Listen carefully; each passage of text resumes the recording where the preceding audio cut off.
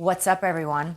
This is Goldilocks, former TNA backstage interviewer, manager, and you're listening to TNA Cross the Line podcast. Thanks for being here. TNA Wrestling, Cross the Line.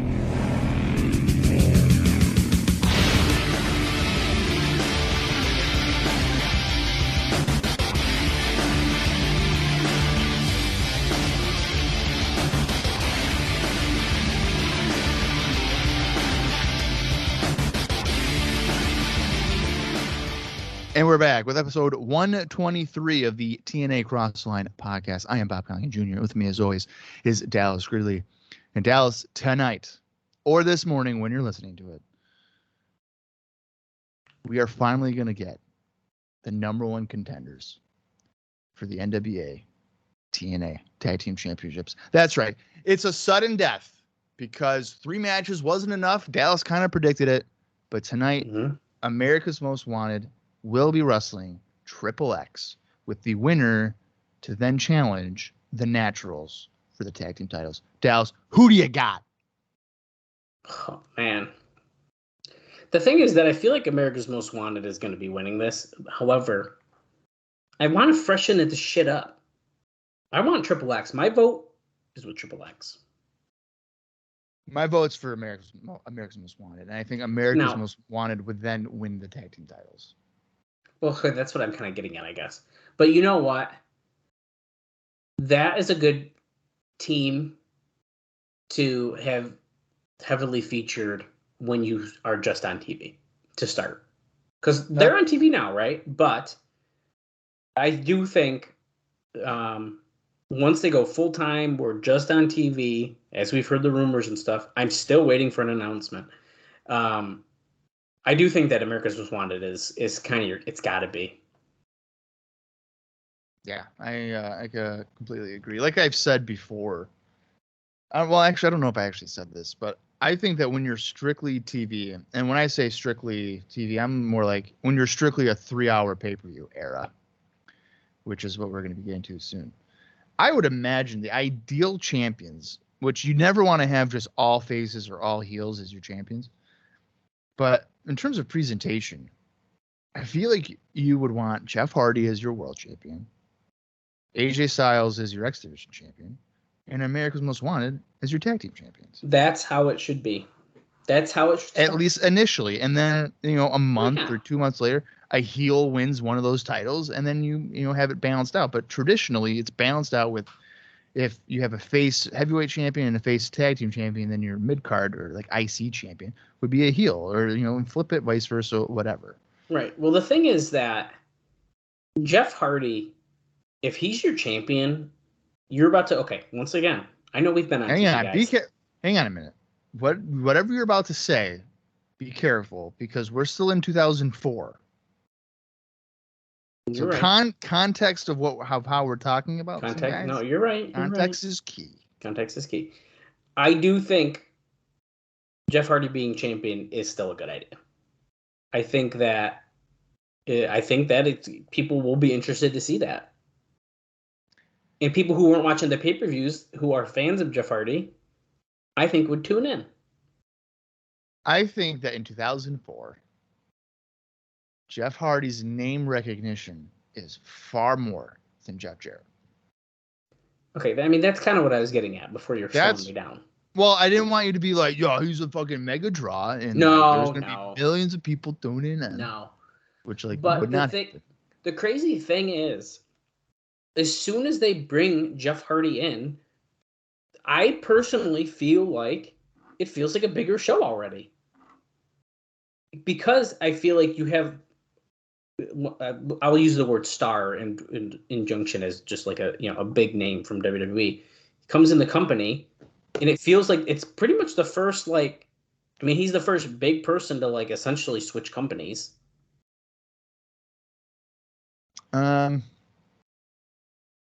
I mean, Raven did. Okay, Raven did, but context. I know. Oh, I'm not gonna say it because Jeff Hardy wasn't really on TV for a while. So that's hard to say. I think right. And he was, I think he had just been on Raw. And he had lost his match on Raw. Yeah. before he jumped. So That's really, tough. the Raven jump is probably bigger at that that's moment a really than good point. Jeff. No, you're did. right. You're right. I do see. I tend to forget that Raven came from the WWE, like and jumped like that. I forget that because the thing for me is because of the way I found out about TNA and found out about even really Raven in general at the time. I mean, mind you, in 2004, I'm in roughly 5th grade, like 4th, 5th grade. I'm very young. Right. So to me, Raven has kind of always been a TNA guy. Sure. And I think as we will see, I mean, he ends up being here so long, he kind of is a TNA guy. I mean, I don't think you can really deny it. But so I forget that he comes from there. Now, Jeff Hardy, for example, though, Jeff Hardy TNA's his longest run. ECW's there for 3 years. Well, 4 because he comes back for like a year. It's like 4, and then WWE is like 4-ish. WCW is like 2. Right. And then TNA is like well over 4. The thing, and we'll talk about that many times as we keep going here, is a lot of people's longest tenure in the company is with TNA. Kurt Angle. Kurt Angle's a TNA. Kurt Angle. I think well, no, it's probably not anymore. Because no, they went back. Jeff Hardy's his isn't anymore. I don't think is it since he's went back so many times to WWE. I don't think it is anymore. Well, let's see. WWE, he was there from like 98 as like a regular, not an enhancement guy. 98 till 03. Here, I'm looking now. Yeah, 98 to 03. Dude, I'm telling you guys right now, Bob is a fucking encyclopedia. So 98 to 03, and then he's in TNA from 04 until the end of 05. Well, technically, he dips his toe into 06. On TNA? I'll check the match. Or is it UWF? Okay, it is a house show. It's UWF TNA, yeah. Okay, so we won't count that. Right. So then he goes back to WWE from like what? Until when? Let's see if you did. Yeah. So he's there around 06. Because he was there for December to Dismember. I know that. So he would have been there until. Yeah, it's late, like August. Late August, he gets there in 06. Okay, so then he would have been there until. It's longer than 09? Yeah, so his last WWE match is August 25th, 2009. Right, and then January 1st or January 4th or whatever, he's in TNA again, 2010. Well, yeah, right. He ends up re-debuting, but he doesn't wrestle right until March 9th, but he's there. And then he's in TNA for a while, right? It's like 2010 to 2014? 2016. 2016, okay. Okay, yeah, so he's there until 2016. Yeah. Very active. Sure. Then he goes back to WWE 2017 to 2021. And now, of course, he's not there. So if you just count up just the years in general, I mean, obviously not full years, but 1, 2, 3, 4, 5, 6, 7, 8, 9, 10, 11, 12, 13, 14, about 15-ish in WWE, give or take, of course. Yeah, and TNA is definitely less than that, but 1, 2, 3, 4, 5, 6, 7, 8, 9. So, okay. Guess you can't really call Jeff Hardy a TNA guy anymore. WWE guy. But I would say for a while, he was more of a TNA guy. He also accomplished, we could say he accomplished more realistically. I mean, obviously he did end up winning the WWE title and all that stuff. So Jeff Hardy, he's played his cards right. I think even for a while, you could say, wasn't Christian? He was in TNA for a while, wasn't he? Christian was there from November of 05 until October of 08. No, that's not actually as long as I thought it was. But I'll tell you right now, the stuff I'm seeing in 2007, we're gonna have a shit ton of fun watching that because that stuff. Well, I think you could say his best work is in TNA. I'm gonna have to agree with that. Overall, like I think it was really nicely done. And as we keep going, I'm sure we'll find many more examples of this kind of stuff, of people who jump and all that kind of stuff. So. Oh yeah. It's gonna be a lot of fun, and it's only gonna get crazier. That's the thing is like we thought it was crazy before, but now it's gonna get crazy in the way of like, holy shit, this person's here now. Oh yeah. It's not going to be like, oh my God, look at all these people. It's going to be like, oh, that person's here. Right. Yeah. That's going to be really cool. Especially when when TV is the focus, because you got to try to get all these eyes on it. Yeah, dude. But speaking of Jeff Hardy, I just want to do a shout out to Lance on Twitter. Dallas, I don't know if you've seen his comments towards us, but he's extremely excited for a podcast to cover the 2004-2005 run of Jeff Hardy. So Lance, welcome to the journey. I don't know how long you've been listening for, but if it's just now, I guess you've tuned into the perfect timing, because we're going to have plenty of Jeff Hardy. And I know for myself, plenty of discussion and maybe even some debates. Yeah. And hey, if he truly joined because of Jeff Hardy, I think that's super cool, because that's what people are doing. Like, and real, yeah. Watching the shows back in the. So I am curious. So if you're just joining, like Bob said, welcome. If you've been listening this whole time, thanks for all that. And if not, you got a lot to listen to in the archive if you're interested in just TNA in general. So, and that goes for everything. What's funny to me is, like, let's say that Lance has been listening this entire time, but I think this is like the first time he's commenting. Jeff Hardy has inspired him to interact with us. Be like, oh yeah, hell yeah, dude, which is super cool. There's plenty of people, and I appreciate everyone who likes our post over on our Twitter page at Cross the Line TNA, if you don't follow already. People who interact all the time, and we have plenty of listeners who realistically don't interact at all, and that's totally fine. But it's so cool to see, new ones come in here and there, and then we find out, oh, they've been listening for a little while, and we just haven't heard from them. But we appreciate everyone's support listeing. And I would like to hear from you guys. So just to prove that you're real, hit us up on the good old Twitter account or something. And Twitter, or you can leave us a review where you listen to it. We'd appreciate that, of course, as well. Or, you can send me a donation through like Venmo or something. That's always good. Hold on a second, Bob. We have a pro wrestling tee store, prowrestlingtees.com/crossline. Like I said, let's get rid of the middleman, the middleman being Dallas. And you can just send me the money directly. Even on PayPal, send it to a friend. That way I don't have to get any kind of money cut from a business transaction. And then we'll go from there. That would be my Patreon. Is just send me money directly. We're doing this right now. Bob is he's just, let's be real, guys. He's being a prostitute on air. Yeah. And he does not care. I started this podcast unwillingly, and I feel like I prostitute myself every right now for a little while, 2 days a week. Well, and the crazy thing is that I know we obviously don't have video format, and Bob usually does this pantsless. That's true. It is TNA. Have you noticed on our Twitter page that like a lot of cam girls will follow us because it probably says TNA on it? I try to ignore the spam. Oh, Listen, we appreciate everyone's follow, but there's certain people that aren't going to get a follow back. Now, that being said, though, I'll say this one last thing. If you do follow us and you listen to this show and we don't follow you, freaking tell us. So yeah, we make sure. Lance, I didn't even know we didn't follow him, and he's the like, thing is, there's sometimes that we'll get a bunch at once, and like it's kind of just hard to keep up with the posts and the likes and stuff. If we don't follow you and you're an active listener, please tell us, and we will definitely follow you back. Absolutely. Right. We'll do the right thing. Yeah. And now we're going to do the other right thing. We're going to talk about some news and notes, Bob. Oh, boy. This is my favorite part. I did these a couple days ago, and then we didn't record because, things happen. So I don't remember if there's super exciting stuff here. I'm going to be honest with you.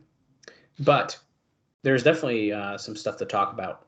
But first, before that, let's talk about our last episode where we covered that Wednesday pay-per-view from August 25th. And so me and Bob, we liked it. Gave that show a thumbs up. A lot happened on that show. Let me pull up my card here. Well, we saw Kazarian and Michael Shane defeat the team of La Park and Psychosis in a 9-minute, 25-second match. I believe that. I don't know. It wasn't the longest on the card, but it was up there. And they got a decent amount of time.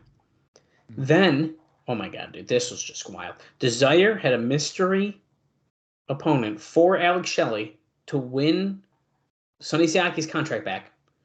And that's right. La Parka came out.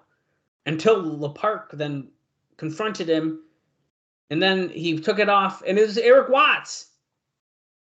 Shocking. He won that match as La Parka, Eric Watts did, in 51 seconds. It was a quick one. Then we saw a X Division title number one contendership four-way match where Sonjay Dutt defeated Chris Sabin, Jason Cross, and Joey Matthews in 8 minutes and 43 seconds. And I do believe that is our final appearance of Joey Matthews here in TNA. Because as we discussed on the show, he's got a popular tag team that he might be with and might be getting signed soon. It's one of my favorite tag teams of the era. I definitely agree with that. Then, as Bob kind of alluded to in the beginning, we got a no contest in that third match between America's Most Wanted and Triple X in 11 minutes, 42 seconds. We'll see the conclusion of that bunch of matches here tonight in that last match.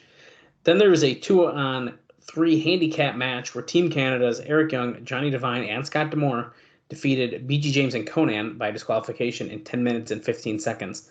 Now, if you watch the show, Dusty Rhodes was supposed to be there. He got suspended. He came out anyways. It's a lot of drama going on. A lot of drama with Vince Russo and Dusty Rhodes. But I hate to say it, I've been enjoying it. Then in the main event, there's You've been enjoying it? I like Crazy Dusty. So that part I've been enjoying. I don't know if I've liked the Dusty Russo dynamic. Oh, come on.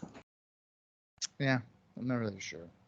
Now, if we did have video, we would see that Dallas got a fucking waitress maid hand delivering him food. So, Did you see what it was? no, I did not. I'll show you. It's a quesadilla. Of course it is. And just because Bob wants to hear it. Yep, and there goes all of our followers because that's disgusting. I just took one just to piss you off. Yeah, well. I will mute for the rest of my chewing. Oh, that was really good. She did good at that. Anyway, the six-man tag team match in the main event. AJ Styles, Jeff Hardy, and Ron Killings teamed up to defeat the team of Dallas, Kid Cash, and Monty Brown in 14 minutes. It was a little bit of a preview, I believe, wasn't it? Or no, that was the week before. That was 2 weeks. That was last Impact. They teamed up to then fight on pay-per-view. Right. Holy crap. My life is a mess. Okay. So, Bob, we gave that a thumbs up. What do you think that the readers of the Wrestling Observer thought about that show? I'm going to say they said thumbs up as well. They also did. 41.7% gave it a thumbs up. 33.3% gave it a thumbs down. And 25% were in the middle. And Dave even notes, there are just 2 Wednesday night shows left after this one. Yeah. So it's really going to cut down this part of the show. So I hope everyone has enjoyed it for the past 2 years, but we will no longer be talking about thumbs up and thumbs down shit. At least we won't do that for Impact? Well, we are going to do it. I'm going to track what we say, but there's nothing to compare it to. Dave only does that stuff with pay-per-views. Oh. Yeah, isn't that weird? Shit. Okay. Yeah, so we will still do it. We're going to still say, hey, we like the show. I totally forgot about that. But yeah, he only does it for pay-per-views. Yeah, you're right. What do you think was the best match voted on that card? The no contest tag match. No, it was actually the 6-man tag team main event. And what about the worst match? I'm long and going hard. to say that it was the handicap match. Nope, it was Shelley and Parker. Yes. See, that's not really a fucking match. Come on, guys, what are we talking about? Well, it was a match, but It's an angle. it really was more of an angle. Yeah, like it's not a match. Yeah. A 51-second thing with a guy in the disguise, that's not a match. That's a fucking angle. What can Give you me do? a break. Dave notes that there's little to get excited over on the show. Main event was a good match, with it almost being a backdrop for Hardy, Jarrett, and Brown. Jarrett told Brown to injure Hardy so that Brown could get the title shot on September 8th.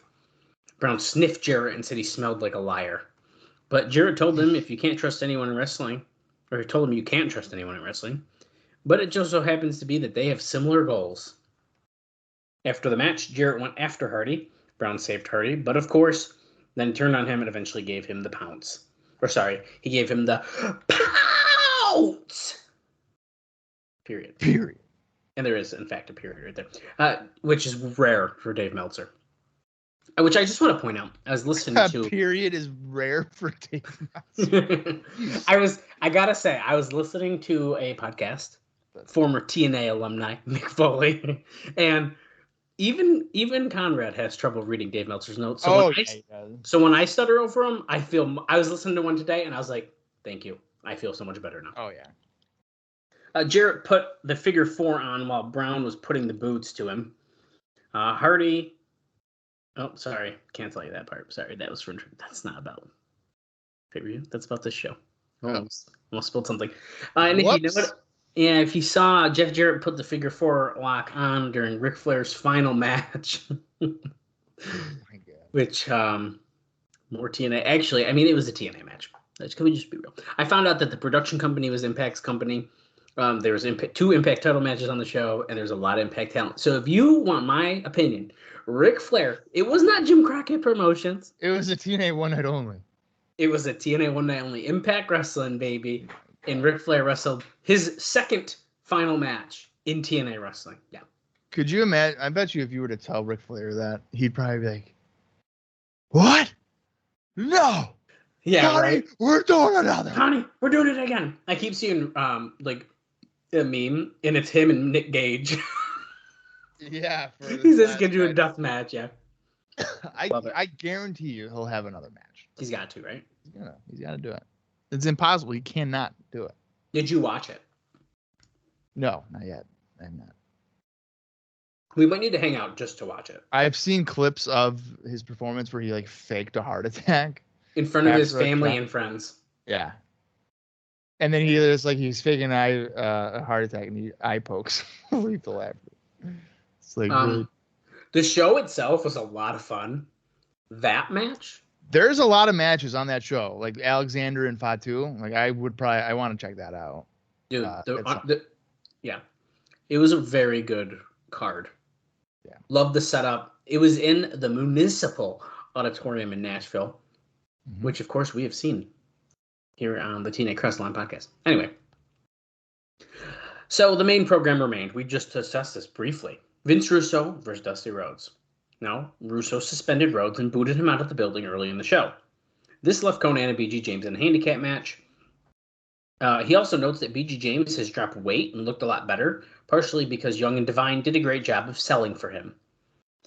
Which, if I pause right there, you would have laughed, but then it follows up with, well, it's because of the guys he was working with. Sorry, BG James. I also have not noticed his weight because he wears baggy-ass shirts. I don't know how Dave has noticed this, but... Yeah, I was just thinking. I mean, maybe in his face, you could... Now, this part is really weird to me, because he also notes that Conan has looked also the best he has since TNA was formed, mostly doing quick lucha spots and submissions and getting out. I completely disagree with this, because I think that was one of Conan's worst matches he's had in TNA. Well, it looked like he kind of like hurt himself. Yeah. I don't think that was one of his best showings at all. Well, that might show you how much Meltzer thinks of him, that his best performance is when he's hurt. Yeah, it could be. Where was I? Now, of course, Rhodes showed up to interfere when D'Amore was about to use the hockey stick. Now, while all this is going on, and Rhodes is beating on D'Amore, James pinned Divine with a pump handle slam. Russo then came out and reversed the decision due to Rhodes being involved. Now, the big deal here is that they made a point that Russo said he would never overturn a referee's decision. Russo told Rhodes not to show up at TV in Orlando. Does Meltzer know that he has, in fact, overturned referees' decisions before? He had to do the right thing. Did he know it? No, he did not. Okay. Well, Russo's a liar because he has... Since he's been a good guy, he's overturned referees' decisions. It's making me question, though. Like, did he actually? The Ron Killings thing. Ron Killings won the title. That's like the big one, right? Yeah. Yeah, he won the title. The referee was like, "And your winners, Ron Killings." The bell rang, and then we got hoodwinked into the whole guitar thing because the way they worded it tricked us. But the referee's decision. That shit. The referee's decision was that Ron Killings was the champion, and then Russo was like, "I can't give it to you, Ron. You use the guitar, Jarrett. If there was a guitar, it's your belt now. But the referee's decision was Ron Killing. So he did, in fact, overrule a referee. Right. So fuck that, man. That's bullshit. I know. There was no mention at all of Sabu, or for that matter, Raven, or for that matter, any of the cloak guys that would be leading to the return of Jim Mitchell. Remember, we saw the cloaked guys recently? Right. We kind of talked about a little bit about this a few weeks back, but the proposed angle where Mitchell returns to head the new church, which would include, you ready? Raven joining the new church. Among other names that have been talked about are Slash returning, and we have noted this before, Lex Levette. Oh, yeah, we did hear about that, Lex Levette. Yeah. Now, so this goes on to say, so it says, which would include Raven, blah, blah, blah. So this whole deal is far from a definite, even though they've already started it. Mitchell hasn't signed a new contract at this point, which is why we haven't seen him, which makes so much more sense of why I keep bitching about certain people he should be managing already. Mm-hmm. Yeah. Now, as for Sabu, I think when he missed the weekend in Puerto Rico, everyone realized he was injured seriously. So we talked about that recently as well. He was talked with during the week and said that he wouldn't be ready ready this week either. He and the entire storyline not being mentioned this week seems to indicate that they haven't committed to bringing him back. I was going to say, that sounds like it's been dropped. Yeah. Now, the AMW versus Triple X match in the final best of 3 saw the Naturals run in, throw the powder, hit both Daniels and Chris Harris with chair shots at the same time. It was very well done, I would say, making it wind up as the no contest. Larry Zbyszko, who is the only member, by the way, of the championship committee that includes him, Harley Race, and Terry Funk, he came out and ordered another match on TV. The winner gets the Naturals on September 1st. We will be seeing the conclusion of that coming up here soon. I do want to say, I do like the idea of Raven joining the new church, because last year he was fighting against the new church, and then now he's become so evil. Yeah, that he it makes now sense. have to join it. I He like could that. sell kind of his thing. soul, just like Right. Shane Douglas did, remember? Yeah, it could work. I like it. I like the idea of that. Watts returned, as we mentioned, wearing the La Parka outfit. Choked Sam Shelley in 51 seconds, so Sonny Siaki was away from Goldilocks. Now, to explain Watts being allowed to do it, since he was under contract to Goldilocks, they explained that Watts' contract actually expired a few days earlier, and Goldilocks never had it renewed. So Parka luckily had a gold costume to wear himself. Now, it was red, but whatever. He and Psychosis had a clash with Frankie Kazarian and Michael Shane in the opener. Dave says that it was a mess until the final minutes, but got going in the end, and people were into it. I enjoyed it. I enjoyed it as well.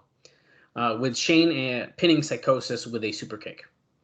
For whatever it's worth, a lot of the Mexican wrestlers have a reputation in TNA of sandbagging and sandbagging it when they have to do the job to people who they don't think are American stars. Now, given that premise, it sure seemed like Park was doing nothing to make this match good when it was his time to sell, but he did look good when it was his time to do moves. Psychosis didn't seem as much of a problem, but it was surely Lucy early on. So I don't know if I really picked up on this. I'm wondering if maybe I read this first. Maybe I'd be able to pick up on that kind of stuff a little bit more, but is what it is. Now, the Watts doing the fake La Parka gimmick apparently has a funny story to go along with it. So, ready for this one? Eric Watts was apparently the 3rd or 4th choice for the Desire surprise role. Oh, okay. So he was not in the initial plan. Does it give you the other options? Yeah, you're going to fucking shit your pants. Oh, my God. I'm not even going to make you try to guess because you would never guess. Others contacted, turned the company down, and Watts was coming to Nashville that day to visit friends. Where they lucked out was that Parka brought a second costume, and it was the day of the show where they came up with the idea. They also lucked out that the costume had enough stretch in it that it would fit Eric Watts. Wait a minute. You're telling me none of this was pre-planned? It was thought of the day of, and they're like, hey, Parka, do you happen to have a second outfit? And he's like, yeah. The Parka outfit. Yeah, that part was not planned. The surprise, obviously, we Sure. had Yeah, ideas for. Yeah. Pretty good stuff. That's interesting. Okay, so the original idea, I'm going to try to get through this. The original idea was Jimmy Snuka, but I can't do it. But when Snuka was contacted, he told them that he'd recently undergone abdominal surgery, but he'd like to work for them at some point. Holy shit. And the other idea for the surprise opponent was Abdullah the Butcher. What the hell is going on here? Oh my god. However, Mantell went to Puerto Rico for the Anniversario weekend because he still helps with WWC Creative. He saw Butcher, who is, depending upon which birthday you choose to believe, is between 63 and 68. And he can't move at all. Oh my God. Holy shit. Mantell, after seeing him, felt he couldn't be used. D'Lo Brown was also considered, but he was out because he was in Japan. Which actually D'Lo would have made sense, except that he just left as a fucking heel. D'Lo would make a lot of sense. Holy shit, Bob. Okay, what would you have done if Abdullah the Butcher came out to wrestle Alex? Oh my god. I can't even think about that. This whole thing just is insane. Because number one, you have like possible murder, and then you have another guy that has what is it called? What does he have? Hep C, right? Hep C, which is like horrible. I can't picture either one of those guys fighting Jimmy Snuka. Certainly not Butcher. Fighting Shelly. Yeah, Shelly. Dude. Yeah. Oh my god. That is two of the most bizarre. I would have never thought twice that those were either one of the names that they would have tried. I may have been able to get to Snuka after like 30 or 40 tries, but I never would have said Abdullah the Butcher. The Butcher one is like so out of left field. I guess the Mantell association makes a little bit more sense. Yeah, but there's no way I would have thought of that. But if you want my honest opinion, we've said it many times. I think this needed to end with Eric Watts. Yes. Yeah, yeah. It needed to. So, oh well. Oh man, that was some funny ass shit though. We got a couple more things here. Some more notes on the company scouting for wrestlers at the GNC Bodybuilding Fitness Show on October 8th and 9th in Atlanta. Well, it's more of a gimmick, so that shouldn't surprise you. Contestants will be tested on a number of weight squats they can perform. Running the ropes, that would be fun with people who don't know how to do that.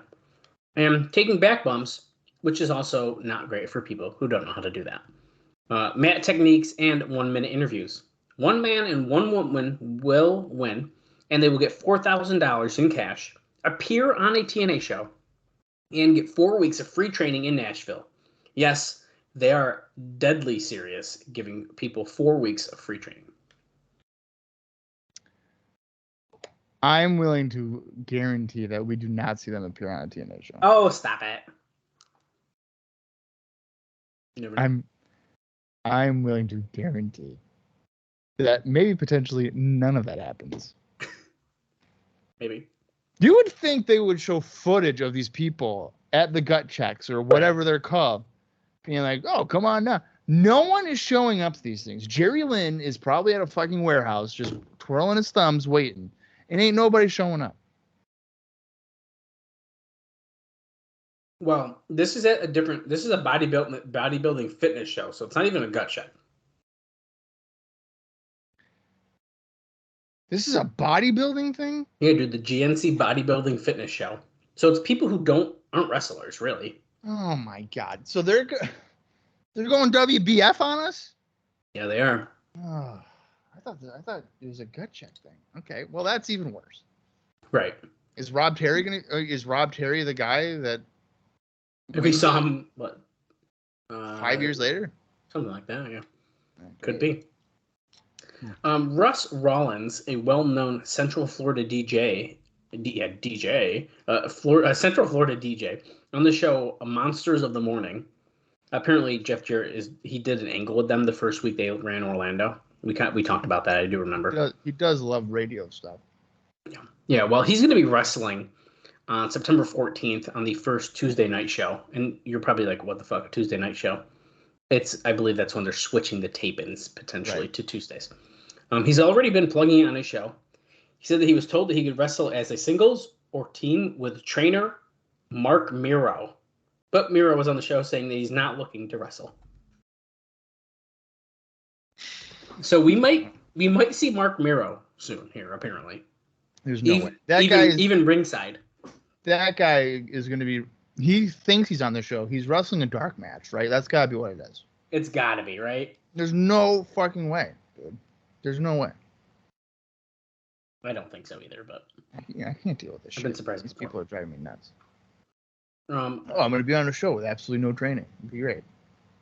Yeah. Do you remember when we saw a couple of those U.S. Olympic athletes show up on Daniel Impact? Cormier and the other guy.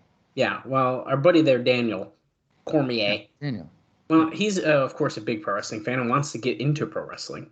Well, he finished fourth at 211 and a half pounds in freestyle, just so you know. But the more important part of this note is that since he appeared at that recent Impact show, he did tell people at TNA his goal was to go pro after the 2008 Olympics. So we have a couple years, but he does want to be a professional wrestler. Now, of course, that doesn't happen. No, he becomes a UFC fighter. Yeah, and he probably makes a lot more money. Well, I mean, they tend not to make a lot of money. They should make a lot of money. Oh, that's really shitty then. Never mind. I got two more notes, and one of them is not even a full sentence long. And then I got one more. So, TNA Impact on August 20th, so the last show, it did a 0.21 rating. Okay. Not bad. If it's above a 0.2, I think we're pretty average still. Finally here, Jeff Jarrett has had more talks with FSN management and is said to be more positive than ever about a time slot upgrade. Right now, the Sunday 11 a.m. time slot seems less likely than other slots. Now, at this point, what would seem like obvious direction with Monty Brown and Abyss turning are not necessarily sure things because the company feels they are weak on the heel side and overloaded on the face side. The tentative plan for the main event on the November 7th show, this is the rumored date for Turning Point. We've heard this already. No, not Turning Point. Victory Road. Victory Road. Victory Road. Bob, I get him confused. Well, okay, to the point where I have posters of old TNA shows signed. I swear to God I had Victory Road, and no, I got Turning Point. I'm telling you, they're the same show to me. The problem is they came in the same 3-pack DVDs. Anyways, yeah. Victory Road. Sorry. Well, the rumored main event is Jarrett versus Brown for the NWA title. Really? So if they're saving that for that show, that's a big deal for Monty Brown. Also, this note, it's part of the same thing, but is a little bit and more interesting, is that Dixie Carter was pretty much insistent since nobody believes that Johnny Fairplay has any mileage left in him, and he's rubbed a lot of people the wrong way, but she's very insistent on a Fairplay return to television starting in a week or two, building up to him facing Rupert from Survivor on that show with the idea that the match can get some mainstream buzz. Oh my God. Just end it. She won't stop, Bob. She will not stop. There's nothing left for that. Nothing. But that's what's going on. And that's all I got. There's a couple dark matches here that took place before Impact. If I can load this thing up. Here we go. So we saw 3 Live Crew in 6-man tag team action. So, all 3 of them. They defeated the team of Dallas, Kid Cash, and Michael Shane. And then AJ Styles defeated Alex Shelley. So not too bad, really, of dark matches here. Yeah, I mean, Styles and Shelley was probably decent enough. I would think so. All right. Does that mean we're heading into Impact now, or what? Yeah, dude, we're good. I was just double checking, making sure that was actually the last dark match, and it in fact is. So I'm ready. All right.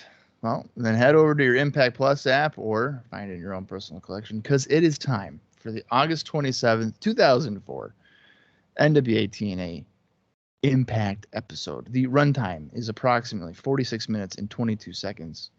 I'm going to count down from 3. When I say play, that is when we are going to watch it. If you want to watch along with us, or you can just listen to us live, react, and commentate on it. Whichever is best for you. But here we go. 3, 2, 1, play. Wednesday night. We're getting the America's Most Wanted Triple X thing.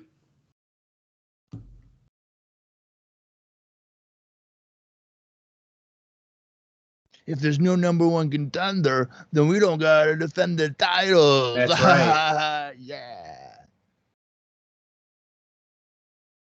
And then they were like, Sudden death. Sudden death. No way. I can't believe we didn't think of sudden death. Next. Let's go. And can't wait for this lackluster fucking music to start.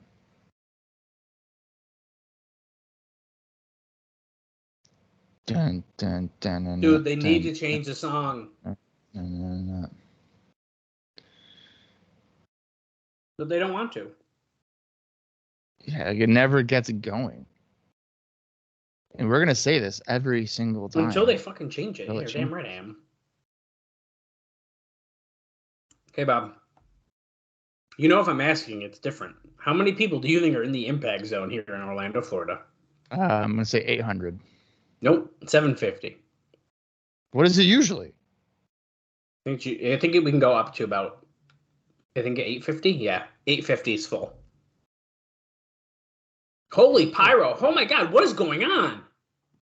Tonight's a big episode, apparently. Jeez. I freaking guess so, dude. Oh, look at from inside the tunnel. Oh. Oh, Jeff Hammond's gonna be here. I hear America's Most Wanted song. Wait, Oh, no. Let's go there. Due to a back injury, no James Storm. Oh, shit. Chris Harris, representing America's Most Wanted, versus the Falling Angel Daniels, representing Triple X. It's now a singles match, Bob, because James Storm is injured. You know what that means to me. I think we just switched who's winning this. Right? Well, if Storm's hurt, then I mean it has to be Daniels, and they both came out the same side, so they're both Dude, they were in the other tunnel. Wow.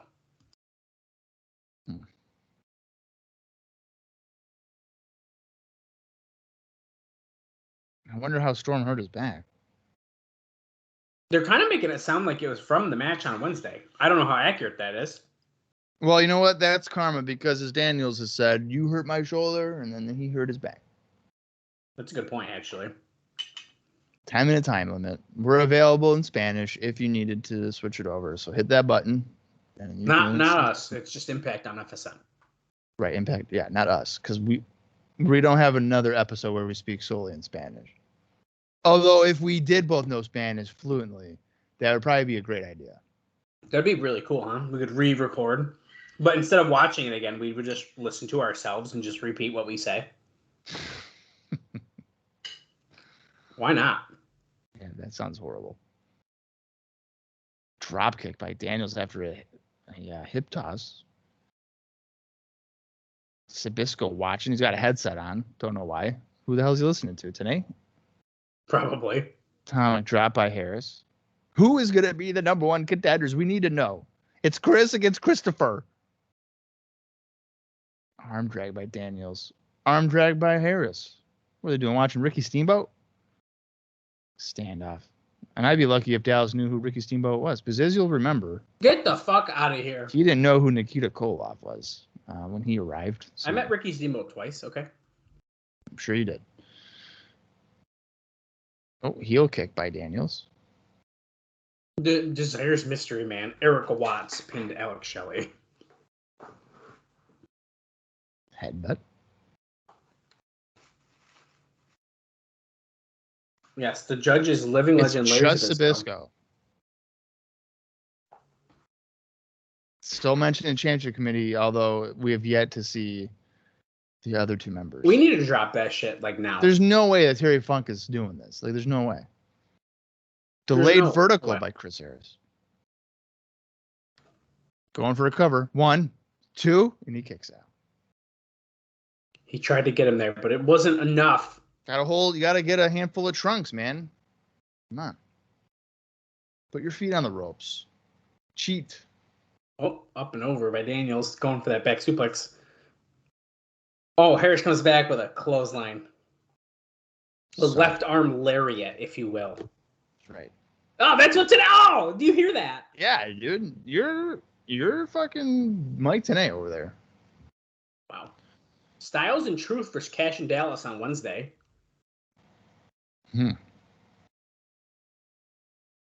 Why is that? I don't know. Is Ron Killings just randomly inserted into that feud now, or what? Yeah, that's a good question. That just seems like something where it's like we have absolutely nothing for Ron Killings, so let's just put him in this feud. Yeah.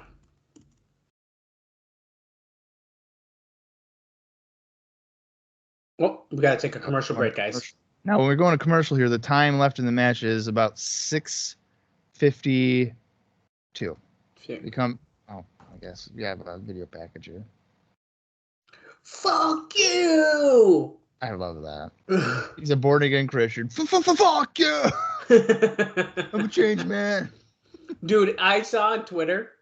Listen, Vince Russo, I like you, but he was talking about how I can't remember who it was off the top of my head. Someone called Disco Inferno a bitch, and like he wouldn't write bitch, so he wrote biatch, but he wouldn't write the curse words out. I wonder if on his podcast he says curse words. I don't know if he does. He has to, right? There's no way. They're talking about the Team Canada and the crew.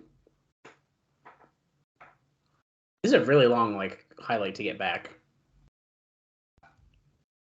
What in the world is happening? Real life crew Team Canada. All right, wait, where are they? The ring's empty.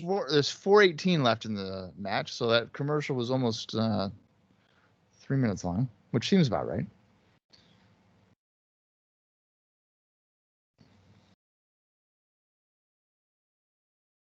They're in the break. What did we get? Guys in the truck. Show us a replay. What a counter of a hip toss to the floor, and they both went over. And that looks like pretty much all that's happened in 2.5 minutes. I think they just missed something happening on the entrance ramp, which is incredible because guess what, folks? This show is fucking taped. That's right.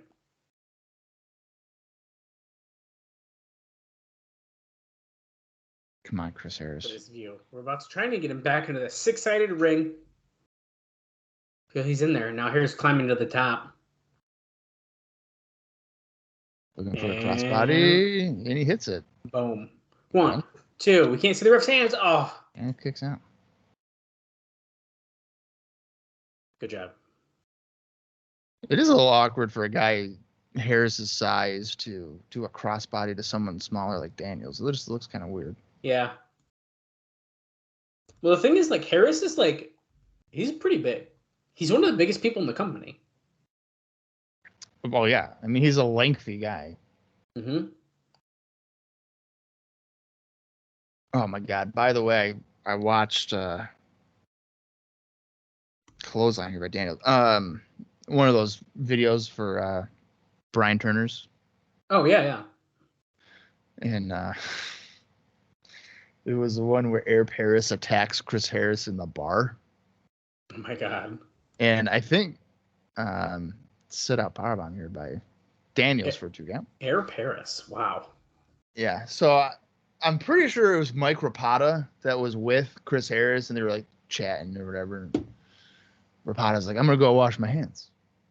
And then Chris Harris is like, okay, I'll just have a beer. Full Nelson slam here by Harris. Is that going to be it? No. We have just about, ready? 2 minutes left in the match. We're going to see Larry Zbyszko make a decision. Probably at this rate. So fucking, there's a cut in the video or whatever, and a waiter comes over with a drink, and Harris is like, "This is empty," and then the waiter hits him over the head with a plastic tray, and it's Air Paris. Oh my God. He's yelling at him or whatever, and he leaves, and then Mike Rapata comes over, and he's like, "What happened?" And Chris Harris like, Eric Paris hit me. I don't even know he was Eric here. Paris hit me. Yeah, I know it was him.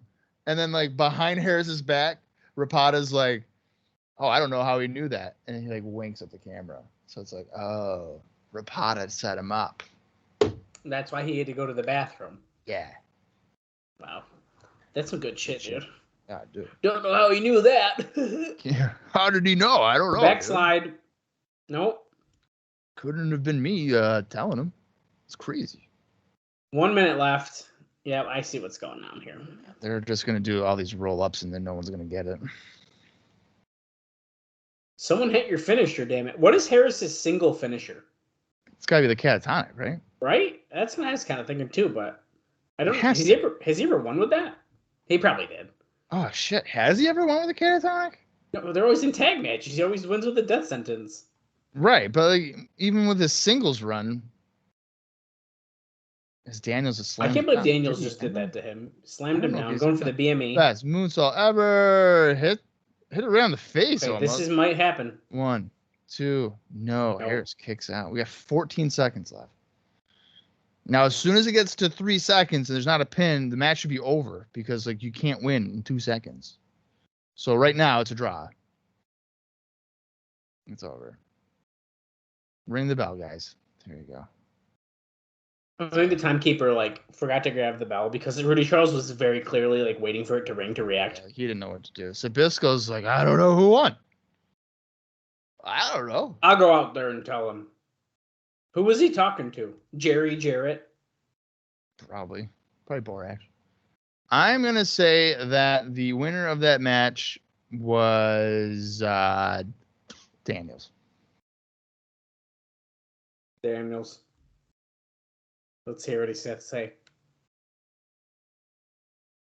When the athletes are this good in the competition, making the right decisions, not easy. We don't need this fucking dialogue. Just tell us.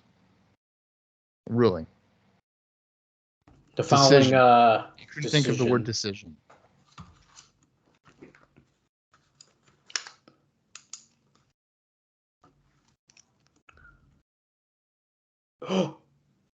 Oh! Dude, I fucking knew it. He shows America's Most Wanted. What? So the point of all this ended up being, hold your breath, folks. Absolutely no reason for it because we just got a triple threat match. This is what I was hoping for. I would have been. Oh, there's Dusty. I thought he was suspended, but he's here. I would have been more pissed if it was another tag match that also didn't end.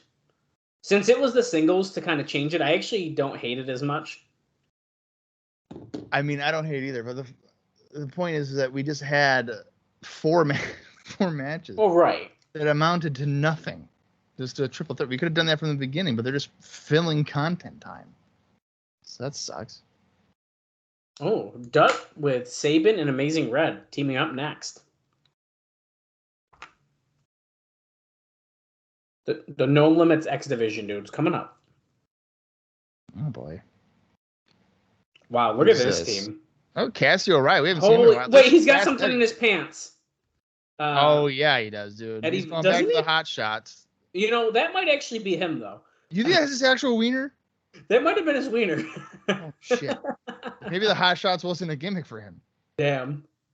I believe that other guy was John McChesney, so that was pretty cool that John McChesney got a TNA appearance here on TV, not just on Explosion. They are taking on Amazing Red, Chris Sabin, and then I don't know who the third guy is. Probably Sonjay Dutt. Okay, Sonjay Dutt, yeah. Mm-hmm. Maybe that's what Don just said. Yeah, it's Dutt and Red and Sabin. Hell, Sabin. Yeah, I'm Chris Sabin.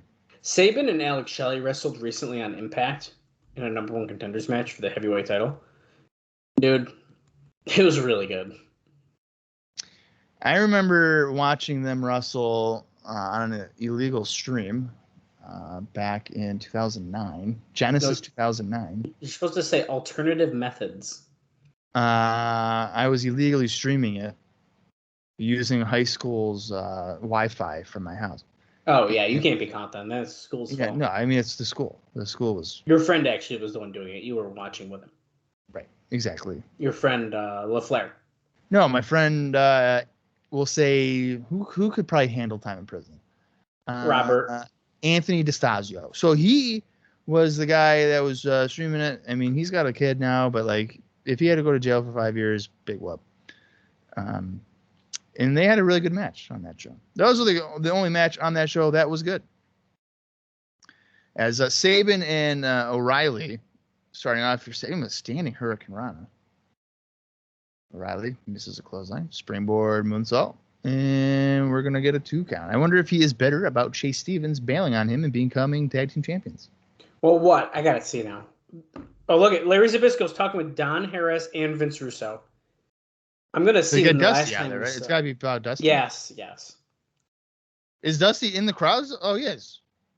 He's got a fucking like drink with him. Yeah, it's a Hawaiian punch. It did look like Hawaiian Punch. It is. Dude, Cassidy O'Reilly still wrestling? Probably. Fast Eddie just got drop kicked on the knee. By Sabin. Here comes Sonjay Dutt, current AEW superstar, a guy who said he would not wrestle again, and then guess what? He did. About the Goes the apron, slingshot elbow drop. Wrong one. Hold 1, on. 2, kick out by Eddie. Holy crap, dude. The last time that we saw Cassidy O'Reilly, the Hot Shots were still a team. 2002, right? No, 2003. March 5th, 2003. They lost to the Disciples of the New Church. Wow. So this is his first appearance in all of 2004. Wow. Good for him. He's back in TNA. That's right. Welcome back, bud. Red gets tagged in here. Fast Eddie sent to the ropes. Double drop kick to the knee. I for one like Cassidy Riley's GFW run, where he was in GFW. Yeah, the Hot Shots were actually. If you want to get technical. What? Yeah, the Hot Shots were in GFW. Red and Sabin against Kazarian and Shane this Wednesday. Ooh, okay, that'll be good. There's not really a kick point. to the head and a 2 count again on Eddie. That's a bizarre. Eddie Villa. It's Fast Eddie. He's Fast Eddie to me. Get McChesney in there. Why does he say Villa? Isn't it Villa? It is Villa. Mike Tenay said Villa. Well, he doesn't know how to pronounce his name then. How do you say McChesney? McChesney, because there's double capital C's in the top. Right. Couple arm drags here, dude. Keep going. Get McChesney in there. International Wrestling Cartel's greatest competitor. There you go. He's beating up Amazing Red. He got 1 punch in and then a kick to the butt. Oh, shit. I wonder if in 2004, IWC was like, check out your own John McChesney on Impact. And all he does is a punch and a kick to the butt to Amazing. That's what indie shows do, dude. Oh, I know. Oh, you want to see Rochester's own Colin Delaney on Dark? Well, check him out when he loses to FTR in a 45-second enhancement match. Right. If I were to see that stuff, I wouldn't then want to go pay to see him wrestle. Because I'd be like, oh, this guy's a jobber. The only thing that makes it cool is if it's like a true like hometown guy. Like, oh yeah, that's my guy. Right. Which I guess is why they're advertising it. But yeah, is McChesney going to get tagged in here or what? O'Reilly with a scoop slam to Red, and he's going to go to a sleeper hold. Chesney's there for the looks, man. I like John McChesney. Come on, Red. Dusty's chilling, sipping his Hawaiian punch. He just squinted hard on that. I was like, this is dry. Man. Here comes Riley. Oh, Jesus. Wow. Turned him inside out on that. Riley's got something to prove here, man. He's like, you better fucking hire me again. Yeah, I'm a hot shot. And yeah, my dong is big. McChesney, get a fucking tag, dude. He can't get in with Big Dong Riley. Oh! I'm thinking of new nicknames. That was an awkward reverse Hurricane Rana under the arms. That was weird. Here's McChesney. This is McChesney. Let's see this. International Wrestling Cartel, Irish Whip. He's eating Red's asshole, and then he drops him over the top turnbuckle face. Wow, guys, we're talking about wieners. We're talking about eating asshole. This is the show for you if you like when wrestling. His face was literally buried in his ass. I mean, what? If you're a fan of pro wrestling, you know all about eating asshole and big wieners. That's true. Here comes Dutt, come on, Chaz. Wrestled his first match in many years recently, even though he barely did anything. I didn't watch it, so I just figured he did something. Boot to the midsection. McChesney looking at the crowd for some reason. He got punched by Dutt. Dutt going for a muscle buster. What the fuck? Shoulder breaker. Okay, that's a muscle buster. No, was the muscle buster when you go back? I mean, yeah, but he kind of just dropped down to his knees. He did a shoulder breaker. That's a okay. Well, it's a modified muscle buster. Okay, modified muscle buster because he holds him up the same way. Okay, well, Red went for a dive on a guy who's legally blind, so Hindu press. I guess here in Fast Eddie did not catch him. Hindu press by Dutt on McChesney. He pins him. Nice. I wonder if McChesney and Dutt ever wrestled in IWC. I should probably look it up at some point and then tell you if McChesney gets his win back. That was a fun match. Oh boy, Don Harris. Get out of here, Dusty. Gotta get out of here. Gotta get out of here, Dusty. Look at the 4 people. Let him stay. Let him stay. Now notice how that was black and white. Probably because of the blood, but they just kept the whole thing black and white here. Oh, wow. Because the FSN does not want blood. Good call. More highlight packages. Do you think there's going to be as many of these when it's just the TV? I'm going to say no, because you're going to need that time to get things over. You'll be doing these promos on the show instead. Right, yeah. I'm hoping we cut down some of the bullshit ones, too.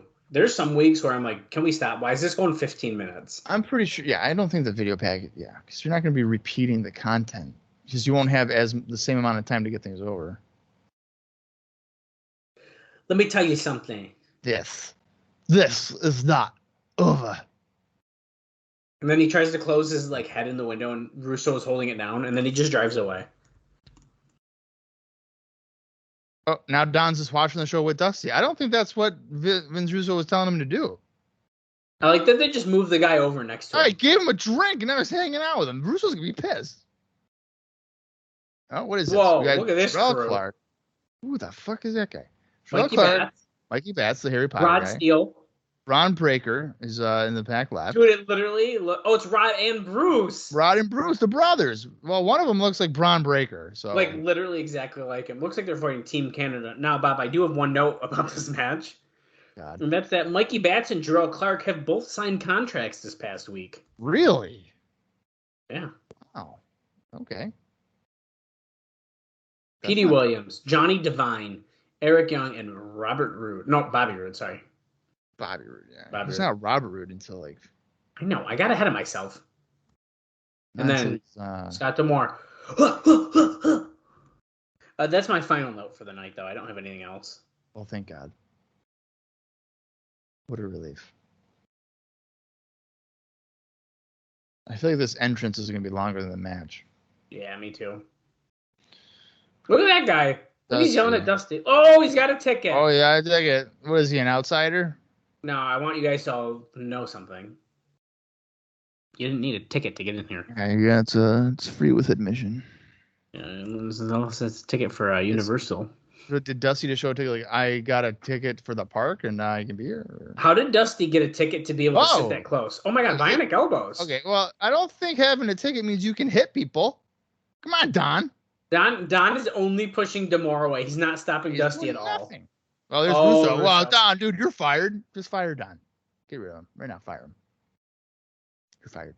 There's an officer. Cops. She probably doesn't know it's No, she has no clue. She's about to get a gun out. Don, Get him out of here. I told you to get him out of here, not encourage it.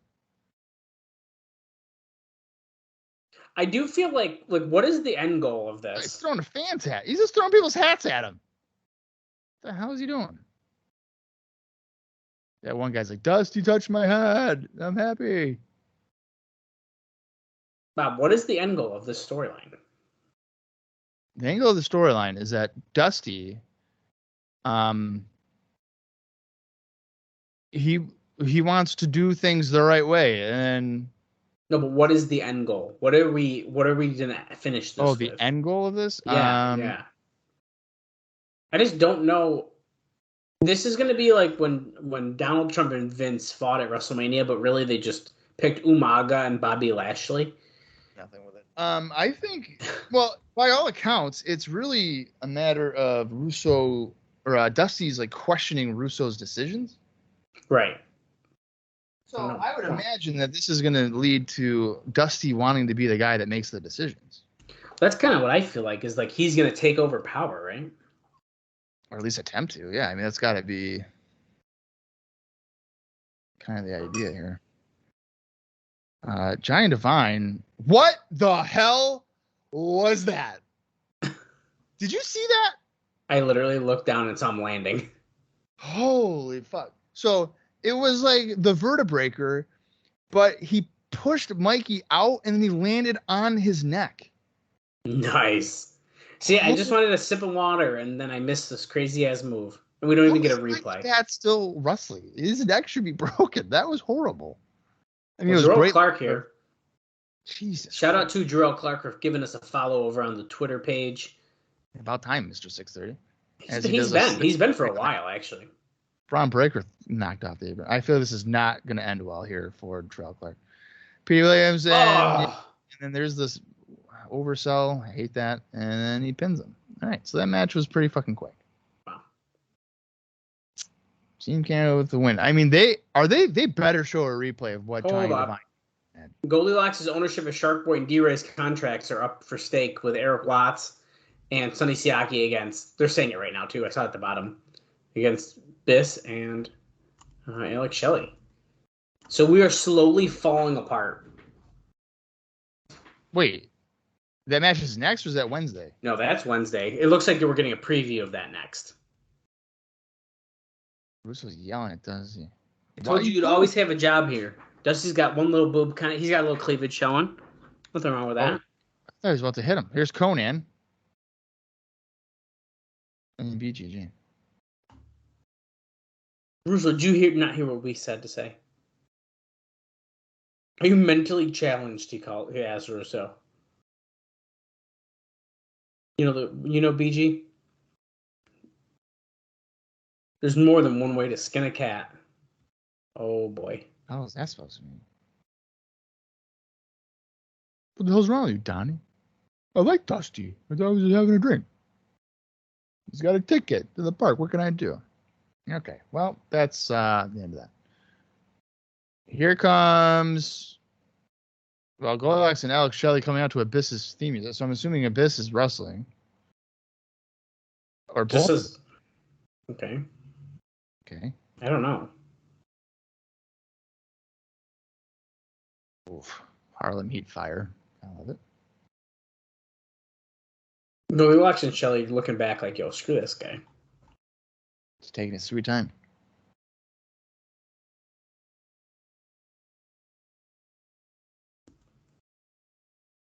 Break him in half.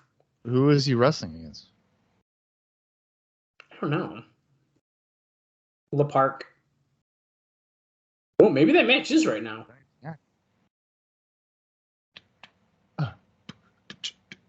Who? I thought it said it was on Wednesday. Unless it's a single. It's a one-on-one. Oh, so it's Abyss and Siaki?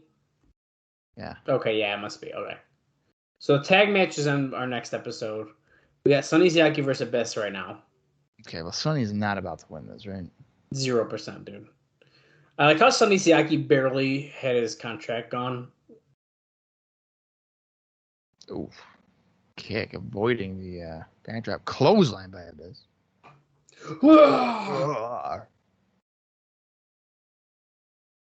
Why is my favorite Abyss memory him drowning Christian in a swimming pool? I feel like that's like my favorite Abyss moment. I mean, how can it not be? You think Christian still lives in that house? / was that his house? I don't think he still lives there, no. If I had to guess. You think it was his real house, though? I recently posted, it probably was his real house, yeah. I recently posted, and you liked it, I think, on our TNA page, the Abyss wearing Sting's face paint. Dude, what in the world? Yeah. I didn't think Abyss got unmasked that early. Yeah, it was pretty weird. I'm assuming then, is that when they're about to do the last rights match? No. This is like they are like they're friends. Oh my God! What? He doesn't wrestle like that, does he? No. But so like a spoiler alert, I guess here, but like Abyss speaks in like 2007, and it is almost verbatim the same type of storyline that Kane had with X-Pac in like 1999. Oh wow! So that's like a little annoying, but I didn't know he even spoke that early. Yeah. Which really is not early if you look at the grand scheme of things, but no. Swinging neckbreaker. There were somersault neckbreaker by Siaki. He's hammering away on good old Abyss. It's just probably a matter of time before he runs into a black hole slam. What do you mean, like right now? Oh, okay. No. I thought I was perfectly timing that, and he instead hit a forearm. Okay, so Team Canada is fighting Conan, BG James, 3 Live Crew's newest member on Wednesday. Would you like to take bets as Sonny hits that Samoan drop? The bets that Dusty Rhodes is the newest member of the 3 Live Crew. It's got to. I mean, after that segment, right? It's got to be Dusty. Is he gonna come out dressed up like 3 Live Crew? That's what I'm thinking. I'm here for it. I'm ready. And then Russo's like, Donnie, go get him. And then Russo's gonna be like, here's my membership. And then he'll be like, okay, well, I guess he's part of 3 Live Crew now. Sonny Siaki steps on Goldilocks' hands, turns around, gets hit with a black hole slam, and that's a 3 count. Mike Posey calls for the bell. Less than 3 minutes of the match. If you guys are watching along at home, we were at 31 minutes, 16 seconds. Or, right now, 15 minutes left in the show. Nice.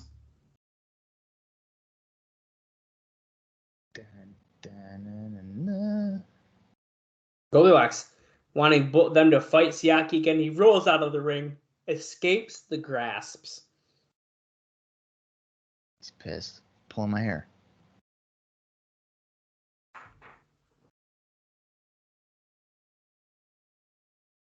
Will Sharpboy. Will D-Ray 3000. Remember, D-Ray 3000 was a guy that got a contract because Johnny Fairplay tricked them into thinking that the WWE was interested, and they panicked and said, we need to sign D-Ray. We got 6 points of in-cap coming up, and Jeff Jarrett is wrestling in the Impact Zone. Oh, great. Can't wait for him to squash somebody. Hi, I'm Jeff Hammond. Who's he with? I don't know who this is. Is this from his other show? Oh, it's Elliot Sadler. I knew that. Oh, shit.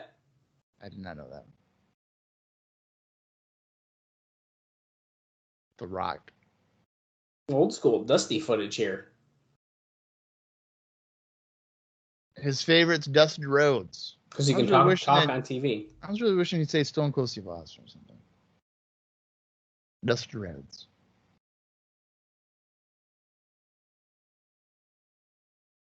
Jeff Jarrett and Jeff Hardy, the battle of the Jeffs, a date with fate if you will, baby. Who do you think's gonna win? He wants to pull for Jeff because he grew up where he lives.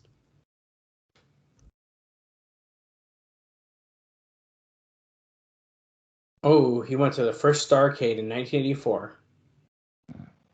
And they had a scaffold. Wasn't the first Starrcade 1983? I don't know, Bob. I'm not good with dates like you are. I'm pretty sure it was 1983.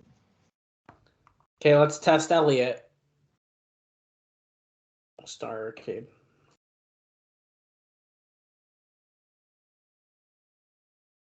No, I think you might be right.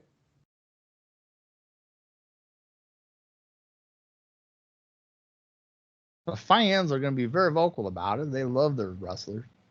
Yeah, Bob, you are in fact correct. It's so then he's a liar. He's a liar. Uh-oh. Here in my world. Dun, dun, dun, dun, dun. It doesn't even look like that there was a scaffold match, the first one. So let's see. Did he go to the second? he said 84. So him it's probably the first one. Jarrett with all the fucking pyro in the world. NWA World Champion. I think he's yelling at TNA, who's trying to talk. I might be missing something. I don't see a scaffold match. I also Was it at the Omni?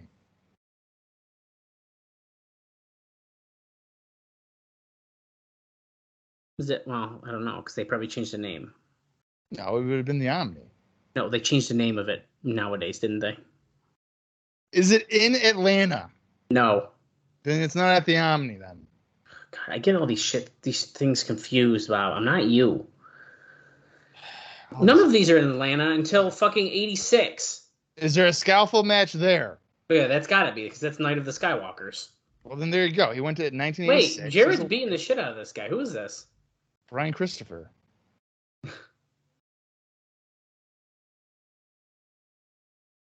So basically what we've learned today is that Elliot Sadler is a freaking liar.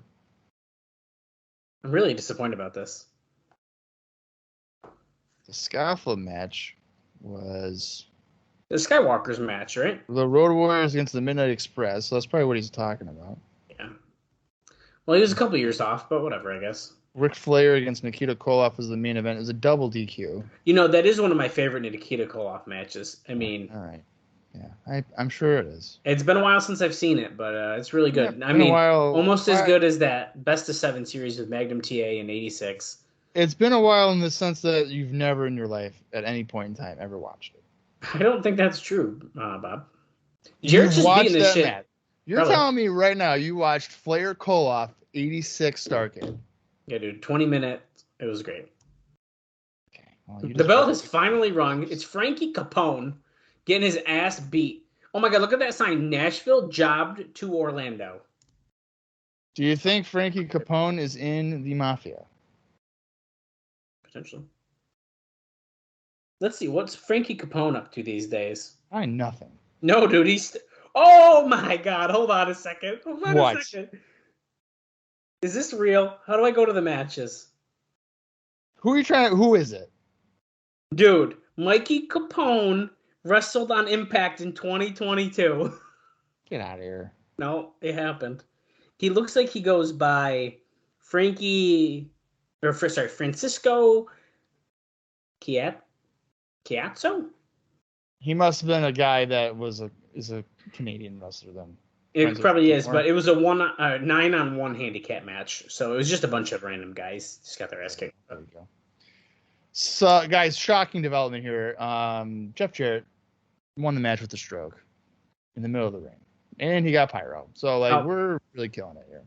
I'll also let you know that is not the final time we see Frankie Capone here in our watch-along of TNA Wrestling. That doesn't surprise me. Up next. I'm glad that Frankie Capone is still very active. Why do you keep on saying every first name other than Frankie? Frankie Capone. That's what I said. Didn't you just say Chris? No, I didn't. Oh, I thought you said Chris. The Stroke versus the Swantown.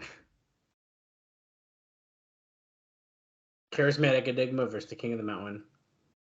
I'd like to point out Jeff Jarrett also came out to his TNA theme at Flair's last match to once again reiterate that it's a TNA show. Oh, absolutely. I love how now another angle for this match is the stroke against the Swanton. Because when I think of Jarrett and Hardy, I think, well, dude, the stroke against the Swanton. Which one's going to win? Climbing that ladder of success.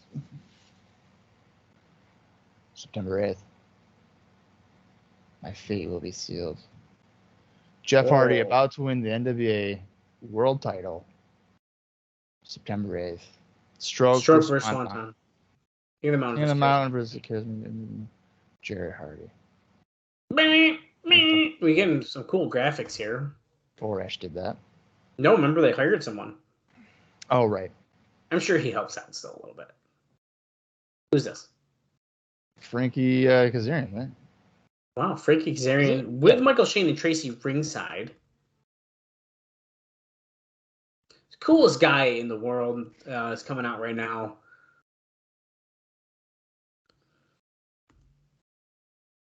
Wow. Sabin and Red against Michael Shane and Kazarian once again this coming Wednesday. Oh, shit. He's fucked. Modest. No, they don't have it yet. I know. Which keeps throwing me off, by the way. Yeah, Pyro too? Lance kind of gave us like a rundown of when. Dude, yeah, Lance is a mega fan of Hardy. I love it. Yeah. I have when I met Jeff Hardy when I was younger, I got a TNA shirt signed. So once again, to reiterate how much I love TNA and Jeff Hardy's run here. It's pretty embarrassing. I'm just telling you guys stories. It's pretty embarrassing. The pyro kind of ruins Jeff Hardy's like effect when he comes out. Like he's supposed to be glowing in the dark. Wait a second. Did you just see who they just showed in the crowd? Who? I might just be making this shit up, but it looked exactly like SoCal Val. I think it was just a fan. It might have been just a fan, but the way they focused on her was really weird, and it looked just like SoCal Val. It very well could have been.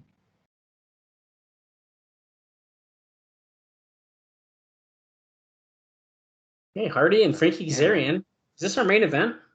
Sure has to be, because we have 5 minutes and 43 seconds left in the show. Head scissors out of the corner. Spoiler when this match is about to be done, guys. It's not going our 10-minute time limit. Well, you know what? You never know. Maybe we'll get a commercial. You're right. Actually, well, there's a commercial, and then tape machines are rolling, man. Maybe we'll find out on the pay-per-view who won. Do not do that for this match. Oh, Kazarian sending Hardy ribs first into the guard railing. Continue on with right hands. I remember one of the first times that I saw a wrestling show on TV where they were like, "Oh, this match isn't over. The tape machine's rolling." It was like Sting and Flair on Saturday night, like '94, and I was like, "Are you fucking kidding me?" I was pissed. Asylum street fight. Wonderful. Gotta love a street fight. I'm sure there's going to be tags in that match, so that'll suck. Hardy elbows out. Or does he? Yep, jawbreaker. That staggers Kazarian. Roll up. Can he get him? 1, 2. No. Kazarian kicks out. Drop kick. Knocks down Hardy.